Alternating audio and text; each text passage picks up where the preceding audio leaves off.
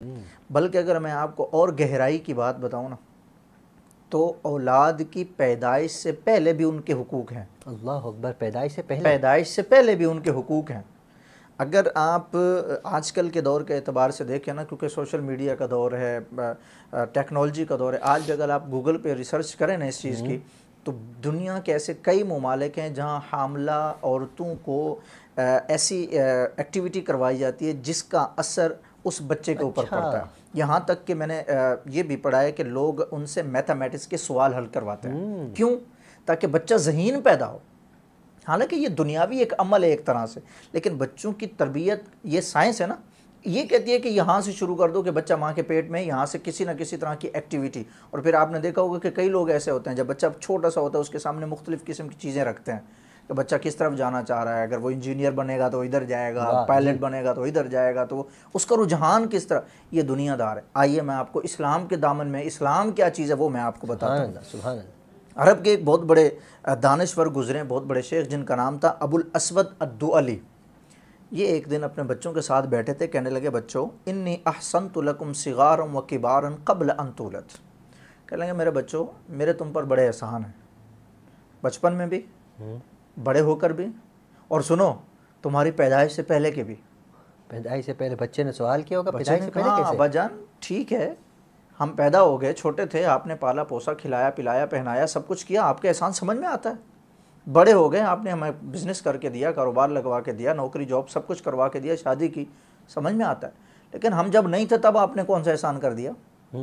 तो उस अबुल अस्वद अद्दुअली ने जो जवाब दिया, हमारे लिए जो इस्लाम ने एक तरीका बताया ना, आप उसको सुनेंगे झूम जाएंगे कि इस्लाम ने हमारे लिए यहाँ नहीं कि पेट में वो बच्चा तब से तरबियत, बल्कि उससे भी पहले का हुक्म दे दिया कि आप क्या करो।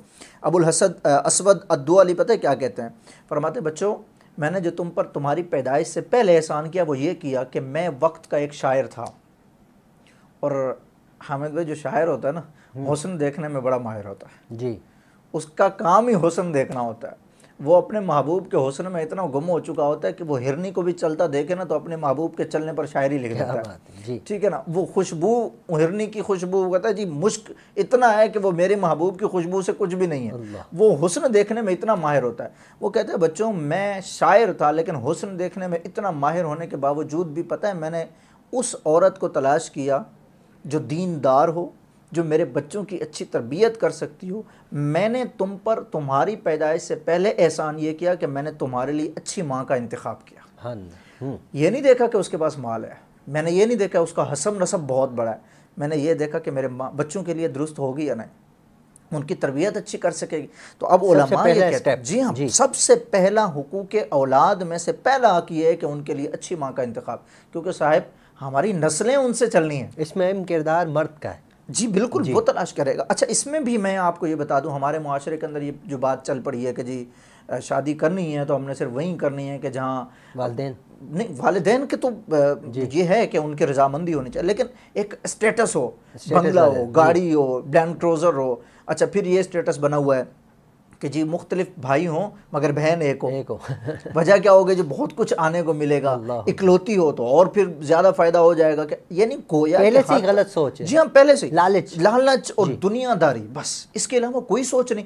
जबकि उलमा क्या कह रहे हैं कि तुम अपने लिए, अच्छा हदीस मुबारक के अल्फाज क्या हैं? मेरे महबूब करीम सल्लल्लाहु अलैहि वसल्लम ने इरशाद फरमाया, हसब नसब, माल दौलत, हुस्न व जमाल और दीन। फरमाया जो चौथी चीज़ है ना, दीन, इसको इख्तियार करो।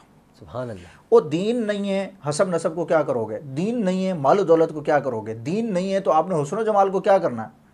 अगर आपके बच्चों की तरबियत ही वो अच्छी नहीं कर पाएगी, अगर भाई आपकी घर वाली आपके बच्चे को जब दूध पिला रही होगी और वो फिल्में और ड्रामे देख रहे होगी, तो वक्त का गौसे आजम नहीं बनेगा, वो ख्वाजा निजामुद्दीन नहीं बनेगा, ख्वाजा मोइनुद्दीन नहीं बनेगा, वो गुलकारी बनेगा। अगर आप चाहते हैं तो जिस तरह शेख अबुल अस्वद अद्दुअली ने क्या कहा, बच्चों मैंने तुम पर तुम्हारे बचपन में भी एहसान किया, तुम्हारी जवानी में भी तुम पर एहसान किया, यहाँ तक कि मैंने तुम्हारी पैदाइश से भी पहले एहसान किया, और पैदाइश से पहले का एहसान ये था मैंने तुम्हारे लिए अच्छी माँ का इंतखाब किया।